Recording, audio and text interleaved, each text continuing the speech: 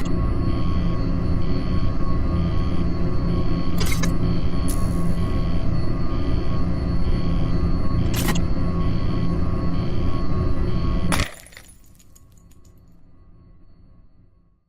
everyone, I'm so glad to be back and even more stoked that you've chosen to hang out with me.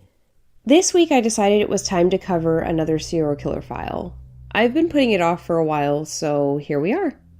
We're going to discuss Béla Kiss, who has many monikers it seems, but the most fitting in my opinion is the monster of Cinkota. Also, before we get into it, here's my disclosure.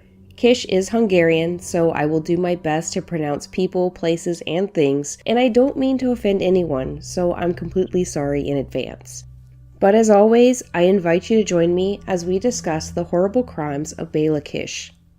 Béla Kiss was born in Isaac, Austria, Hungary in 1877 to parents Janos and Verona.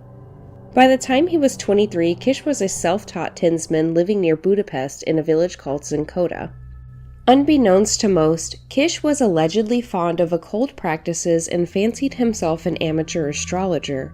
He had no formal schooling but read often. His vast knowledge allowed him to hold conversations with even the most educated townspeople.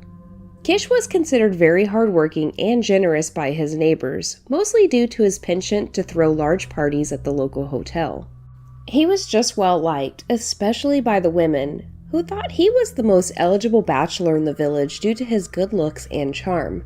But Kiss wasn't quite ready to settle down. He started putting personal ads in the paper around 1903 where he would meet women from nearby Budapest. The dating pool in Cinkota was very limited and Kiss just wanted to keep his options open. However, he would meet a lovely woman by the time he was 35 years old.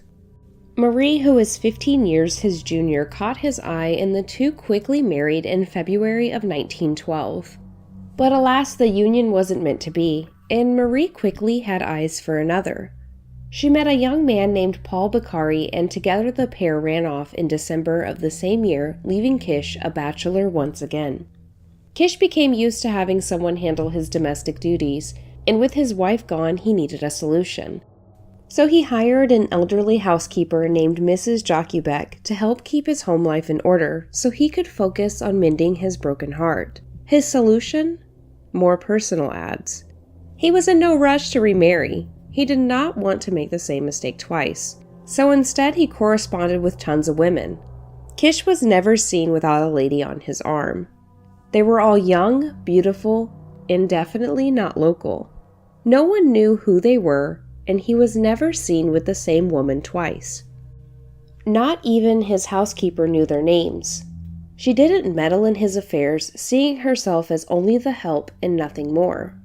Shortly after Marie left, Kiss started to compile a collection of large drums. Neighbors, and more notably the village constable, were perplexed with his new hobby, with some believing he was housing alcohol. The constable came to Kiss's home since he was investigating the disappearance of two young women from Budapest. One named Schmidek and the other Varga.